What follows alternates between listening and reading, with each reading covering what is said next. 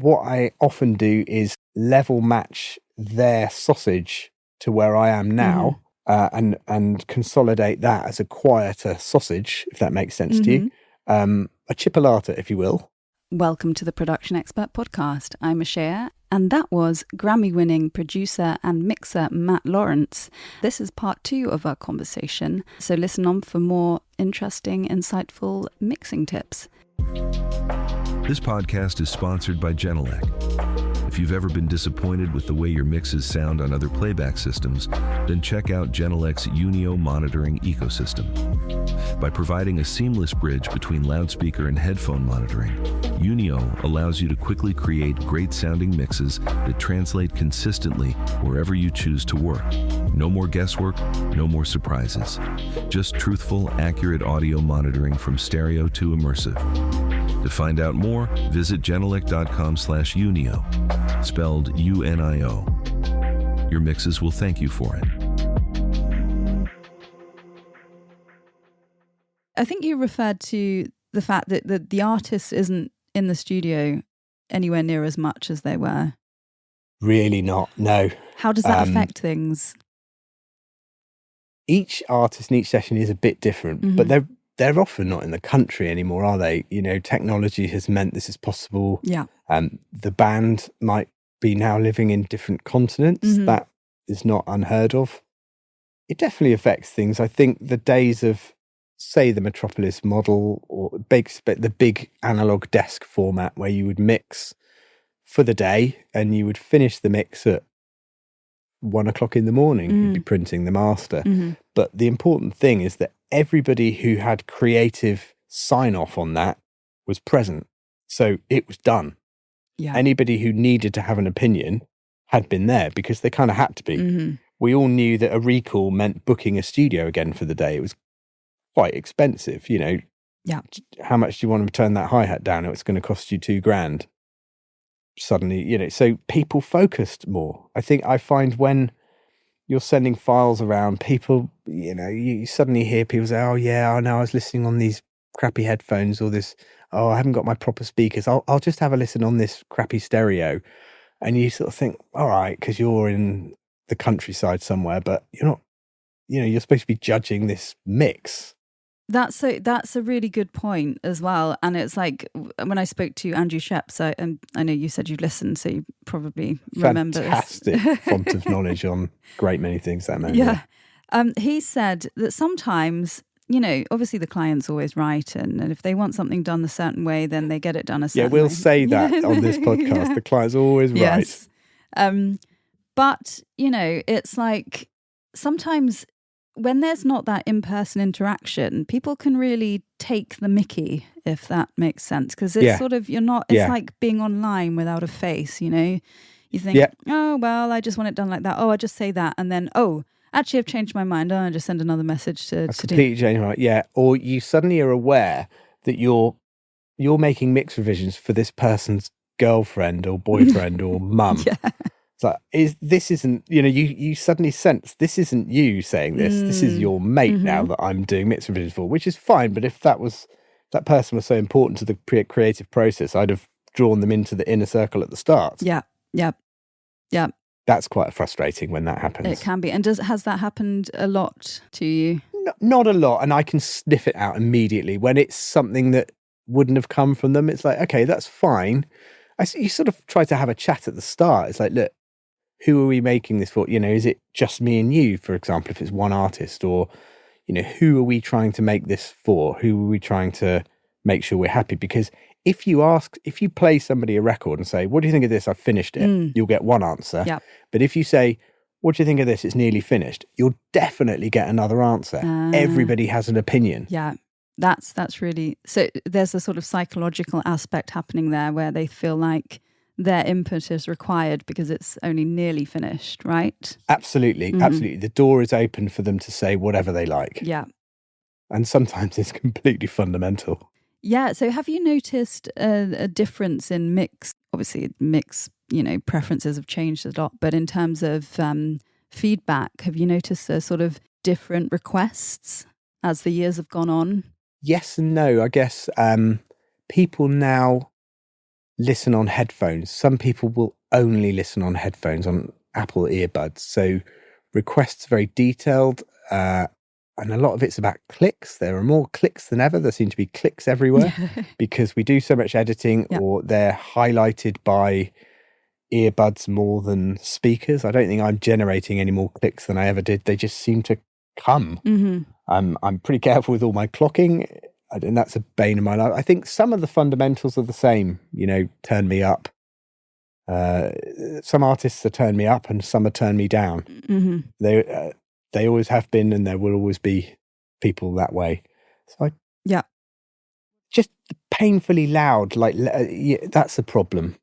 That's a thing now, that you get the songwriting demo, or the producer with a small p has done it, wanted to mix it or has mixed it, and has put it through the mangler that has made it, the sausage.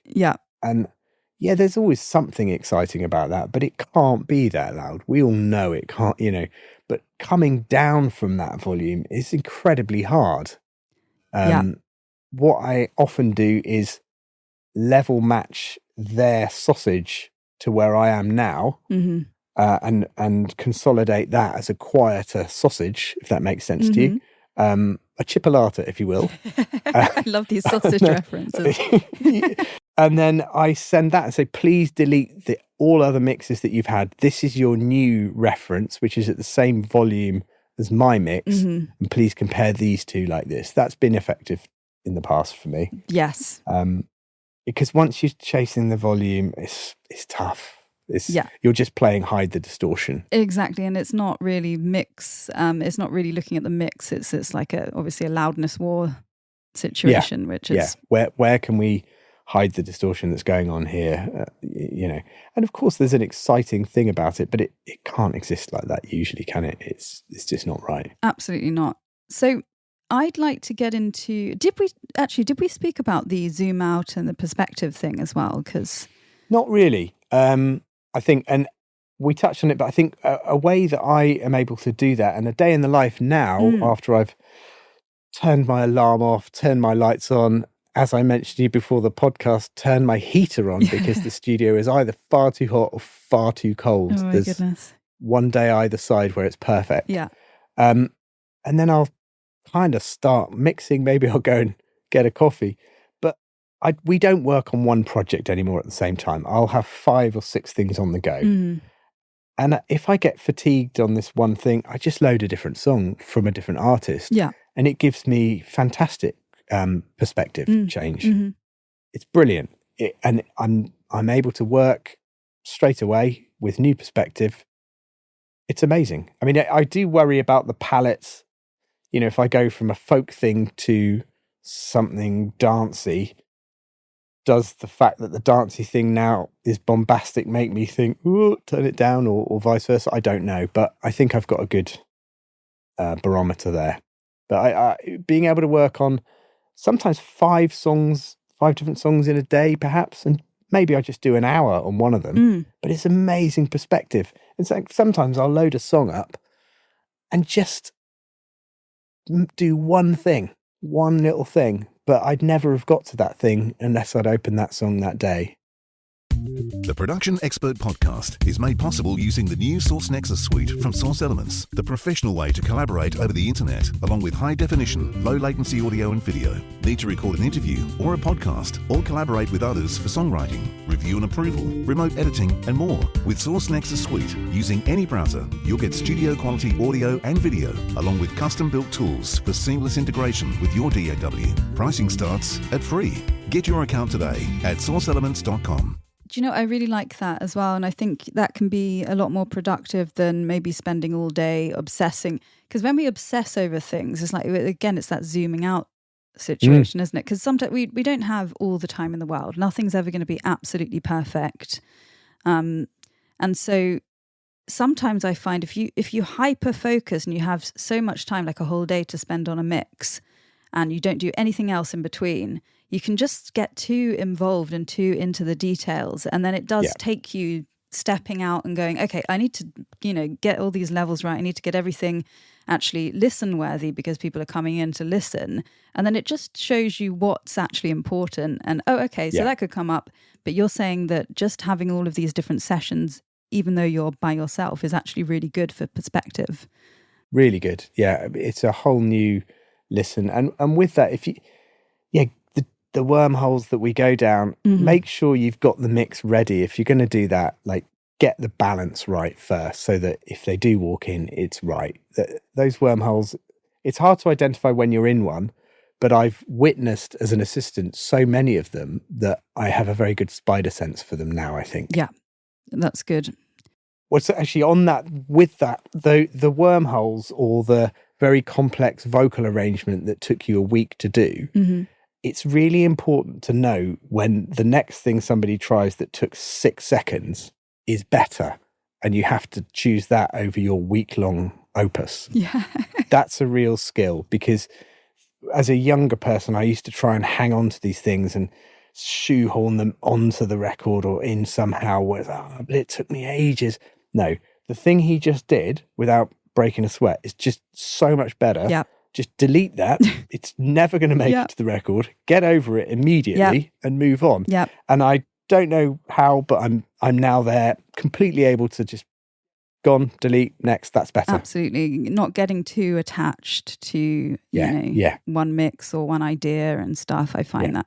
So that's one good thing about being busy and just having so many genres and things thrown at you. You don't have time to obsess over one particular idea and one particular thing.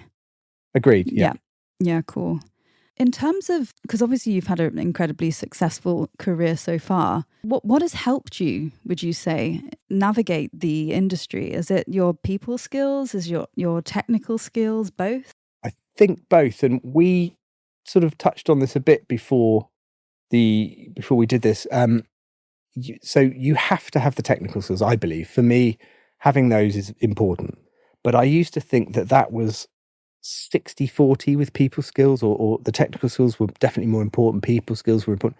I now probably give 10% importance to the technical stuff. It still needs to be there, but the people skills for me, are just so important. And the reason I think I've been able to be in this career for so long is that I did my time as an assistant and learnt that and watched that go brilliantly and go badly. Yeah.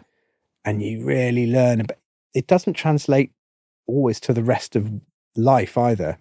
I have fantastic studios people skills. I don't know if they're all translatable to a party or wherever. You just be that guy, wouldn't you? That's so fascinating. So how are studio people skills versus party people skills? How do they differ? They are, right. So it just popped in my head. I don't know if I can tell you how they're different, but they just are a little bit. Okay. I think because you might be relying on, say, if you've been lucky enough to work with a great many artists, big records, so you might be able to use some of that as leverage within your argument. Oh, well, when we did it with this person, just because it helps to calm the nerves of the newer artists, like, all right, well, this method worked for this person, so that's fine. It's been done before. I suddenly feel happy to do it. But that kind of like clanging name dropping or whatever is not my style socially with people who don't work in music. Right. Hopefully. Yeah. I haven't really thought about exactly the difference. There's a lot of common ground though. I think you just become a much more personable person. It's back to the days of being in the big team. You're just around people all the time. And at a big studio, say the Metropolises, or if you're at Abbey Road, there's film crews, there's mayhem, there's like PR people, there's the makeup artist. You're just fighting fires, dealing with people, trying to get people on your side, winning people over, learning. Another great thing as an assistant is like learning how to say the awkward thing. So, and I do it to assistants sometimes deliberately, like go and tell that A&R guy or go and tell that person this bad news. Oh, but look, they're chatting. You have to do it now. You have to interrupt them. They have to know this news now. Go and do it. And that person, and it was done to me, you learn how to interrupt somebody. I think I remember having to tell Sir George Martin to that his Rolls Royce was blocking somebody in and he was in the middle of something. It's like, oh, really? Yes, it's blocking somebody in. Tell him now. And I had to interrupt his flow. Please, I would like to learn from this as well. And I'm sure some of our listeners would. Could you give us an example? So I'm a big star and I'm having a great time at a, studio session, and you need to interrupt me for something really banal. How would you? Stiff spine. Your body language, you are in what the news you're delivering is really important. Okay. You might not feel important against that person, but it's not about you and your ego. You are doing something very valuable for the session. So look the person, have a proper strong voice, look the person in the eye, excuse me, perfunctory, get to the point, but don't approach them like a shy little bent double apologetic person, because they're going to treat you like that before you've even opened your mouth, because the body language is quite important. So, stand up straight, go and deliver the news immediately. And it's never taken personally, I believe, then. This podcast is sponsored by Genelec. If you've ever been disappointed with the way your mixes sound on other playback systems, then check out Genelec's Unio monitoring ecosystem. By providing a seamless bridge between loudspeaker and headphone monitoring, Unio allows you to quickly create great-sounding mixes that translate consistently wherever you choose to work. No more guesswork, no more surprises. Just truthful, accurate audio monitoring from stereo to immersive. To find out more, visit genelec.com/Unio, spelled UNIO. Your mixes will thank you for it. And even if they do take it personally, and like you say, is like, don't let your because your ego can get in the way, for good or for bad. Yeah. You could say, this is really cringe. I can't do this, and it's like, well, who cares? They need to know. It's your job to do it. Exactly. So, yeah, I could do a whole podcast on ego in the studio, but like we all need to get over our ego and look at what our job is. And I'm sure there's a lot of people, there's a lot of careers out there where there's loads of their job they don't want to do. Yeah. They don't want to hear it. Just go and do it. That's a really good point as well, because we can sort of, and again, it's the people skills as well, managing a lot of egos and managing sensitivity as well, because we're all creatives. Yeah, it's a creative process. Absolutely. Everybody is, definitely. Yeah. And sort of, this popped into my head. It's close to what we're talking about, but another thing with, there are lots of ideas that come and there are lots of egos. I never like to put a name to an idea. It's like, it's not his idea or your idea or her idea. This is that one. I might even give them a colour, also, just to make sure that it isn't attached to any one person. It's like this idea, this idea, this idea. Make sure you take the person away from these musical ideas if you can. That's what works for me. I really love that as well, because it makes the focus on the actual project and the song itself rather than whose idea it was. Because then people, it removes that, always going with this idea or his idea or her, know. It can be quite toxic. That was my idea. Yeah. We've all done it, but it's nice and I don't need the accolade there for these ideas, because I think my accolade comes from just look at the body of work over all the years. So there's bound to have been a bunch of ideas that were mine because I'm still here doing it. So maybe you do get to a point where you have the luxury of being able to do that. I don't want to hear it was all of our idea because we're all in the room. That's my opinion on those things. It's a collaborative thing, isn't it? The magic comes when all these people are in a room, and of course there might be some people who have definitely nothing to do with it, but if they're part of the band or part of the creative crew, who knows what would have happened had they not been there. Exactly. And it's the vibe that you can create. It's like you say, some people don't have to say anything, and it's just their vibe. Or you got the vibe guy or girl. The bears on stage. Yeah, absolutely. So would you say you're more of a hermit these days then? No, because I get miserable. You might do loads of heavily attended sessions or an album, loads of people and filming. You think, I just want a few days on my own in my studio or a week on my own. But a week in, I've had enough. So I'm just on the phone a lot now. And loads of people are. I know loads of engineers and mixers and mastering people. We'll phone for a chat, or if I hear somebody out in the lounge there, you just pop outside and have a gas with somebody. I think it's whether I ever was a hermit, but the amount of attended work I've done as a junior in those days meant that I think I'm quite a social person now, and I definitely, if I'm on my own for too long, I don't really like it. You go a bit stir crazy, I can imagine. Yeah, yeah, definitely. Absolutely. And so these days you are doing a lot of immersive mixes, so I'm told. Reasonable number, yeah. I mean, I was there for the 5.1 SACD era, so sort of that sort of immersive thing was very familiar to me. So segueing to Dolby Atmos or immersive around those types of formats was very straightforward. So how are you finding that as opposed to stereo? Are there, because when I spoke to Andrew Sheps, he said there's a certain thing with reverb as well. There's like a different way of approaching reverb. You don't have to put as much. Mm-hmm. What are you finding in terms of the typical approach to stereo? Is it very different, or is it pretty much the same for you? It's okay. So there's it's kind of two streams to it. If you're making an existing known stereo record Atmos or immersive, mm-hmm. That's a different beast from a composition or a new record which somebody wants to have as an immersive thing. And the latter, that is much more enjoyable.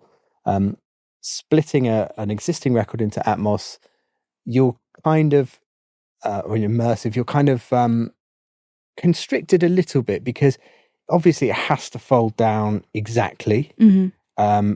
And it has to, as Andrew touched on, and something my thing is always, don't destroy the groove, identify where the groove is. And if you pull those elements apart, it can fall down, or you can end up giving the song a different feel. Yeah.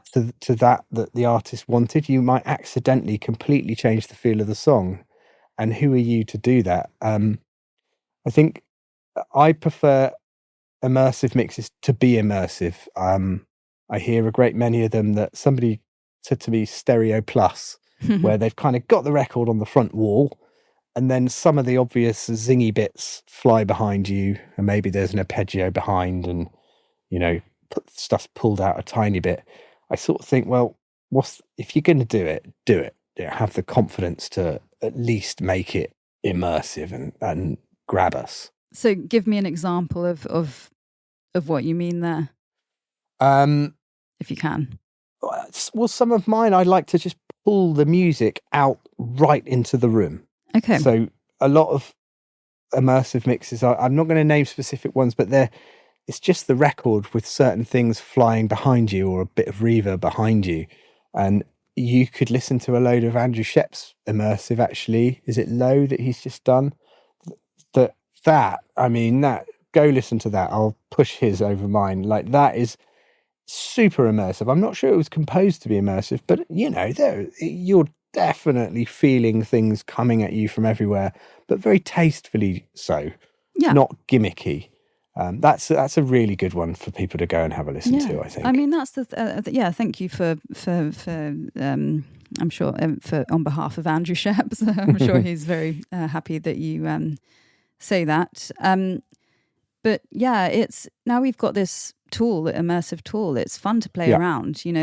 It's great fun. Yeah, absolutely. But I think be careful, because I've got to watch how I word this. But I have found mixing immersive to test my mix skills only for about sort of 5 minutes within the session. Like, oh, how am I going to make that work? But it really did test my chops, and I'm glad I had a lot of stereo mix experience under my belt to be able to apply to the immersive. Yeah.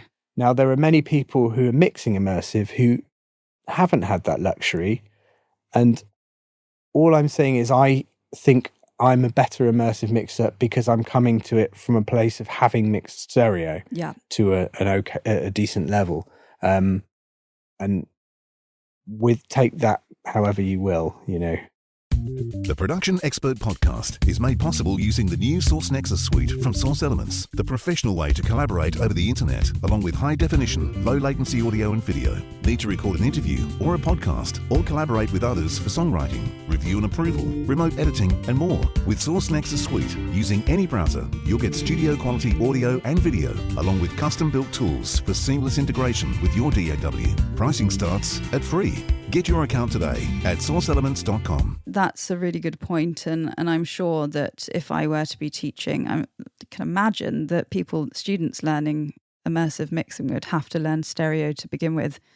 Surely, I think, there are a couple of things. Yeah, it's more about just making sure it works as a cohesive thing, and that the feel or the groove is working well, and that you're not destroying it or changing it. And also that you're not showing people, this is another error that can happen when stereo mixes are pulled out. Some of the things were hidden in the stereo. They weren't really up for scrutiny, so they were pushed into the stereo there, and they do a perfectly good job tucked away in stereo. But when you chuck them behind you and essentially press the solo button, it's quite evident, or should be, that they're not in time, in tune. Yeah. They're not for general consumption, and some people are doing this. I definitely wouldn't give examples there, but some classic guitaring is pulled out, and it's like, oh, I can hear that's not in time now.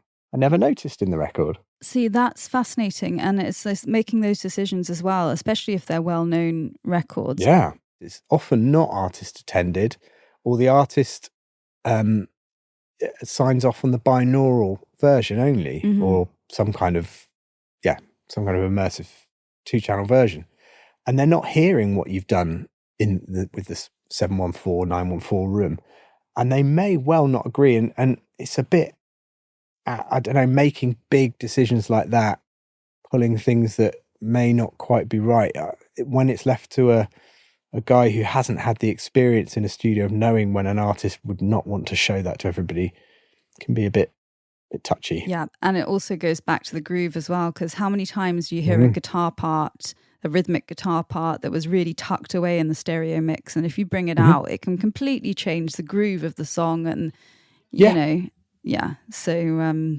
it's important to see. I don't really do immersive, but and I can imagine it's important to see, okay, well, this is the vibe, this is the arrangement. I want to stick to that arrangement and make sure that I'm not changing it rhythmically. I'm not changing the tone too much or the tuning.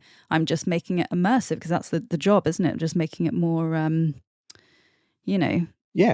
engaging and exactly. all around you, and But you can show people things they're not supposed to see by accident. Yeah. Really good point. So is there anything else you want to sort of talk about? Since we've had a really I think we talked about we were touching on how it's changing, and what is a studio anymore, really? It's somewhere with a couple of baffles put up and a 4-way block, and plug a bunch of stuff in and you can go, and that's amazing. It opens up creativity to everybody, but can also, I worry about how younger people are learning, because there are courses, there are, there's unending YouTube tutorials, and what one might say stood up in a lecture hall might be one thing, but I was lucky enough to see people doing it in the real world, where you can say whatever you want to look clever, but this is happening. How's he going to get out? Oh, he just did that or kicked that, or, oh, sort of, that looks like a bit of a bodge, but it was more important to that person to get the session rolling than worry about this other thing that you wouldn't want to admit publicly you did. Just the little under the hood chef moments. Yeah. And I think we're at a time where it's a shame that people aren't getting to see that as much. The real world experience of watching it all happen, and how people deal with that. Yeah, absolutely. I do. The only person that I can think of who I spoke to recently was Tony Perry from Windmill Lane Studios in Dublin. Okay, right. And he actually, obviously, as well as having the studios, he has a college as well, where so he tutors, and they've got a lot of students. And one really cool thing about the college is that they can actually go and join in and assist on real sessions as well. So while they're learning. Brilliant. So that's one really cool thing. And I think Tony's doing a fantastic job at that. But more stuff like that, really, because it's just that practical approach that, students definitely need, I would say. Learning how, and again, that's probably what they're learning in those sessions is more the people skills, isn't it? Just how to act around clients and rock stars and pop stars and celebrities. Yeah, and what's important and what's not as well. Because when you have so much information and so much knowledge thrown at you, you don't know what to prioritize as well. Yeah, I'd agree. Mm-hmm. Yeah. Yeah, fantastic. Well, yeah, so what's the future? What is the future like? Do you have any upcoming cool mixes that you'd like to promote or? Always cool things coming out. No, I'm finishing a remote production with this they're from Tyrol. I didn't know about this region of Italy that's on the German and Austrian border. Okay. Called Timber Roots. They're putting out an album which we're just mixing ad prod at the moment. That's going to be really good. Very nice. I've got an old buddy, Matt Johnson. I'm mixing in 5.1, not surround sound.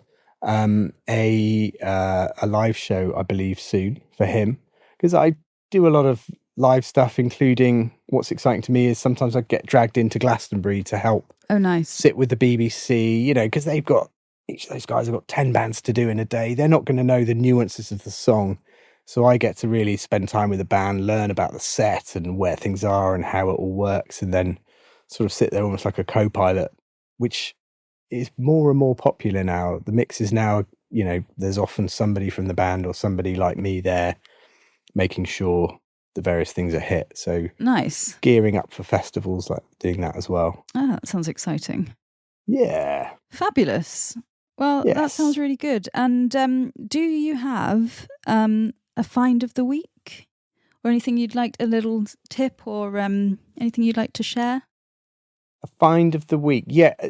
Two things. It was I'm going to share this one now. It was the black, I'm going to have to try and put one up to see. I can't remember who makes it. It was Blue Cat, I think, where you get the wrapper that can give you VST plugins, all the rest of it. There's a bunch of companies that do them. Okay. Well, I've got one that has 4 slots. So my top tip is to instantiate, or however they want us to say it, that plugin. Mm-hmm. And my preset within that has 3 different DSs.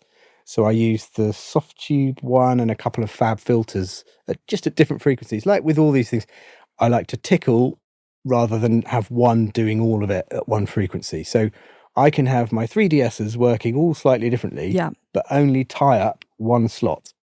I like that. Yeah. Kind of like with compression as well. Yeah. Those things, you get more plugins if you're that kind of person that needs a lot, and certainly on the lead vocal. There's obviously ways of doing it with buses, but that was my breakthrough little eureka moment recently. Fabulous. That's really, really helpful. I think it's been a really educational and fun chat. And I could probably go on for another hour or two. But... I think we could. Yeah, I feel we're just getting into it.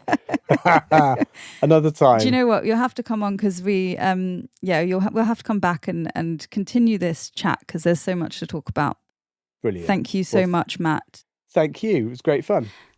Okay, well, that's all we have time for, but thank you very much again to Matt, and we'll be back next time with another edition of the Production Expert podcast.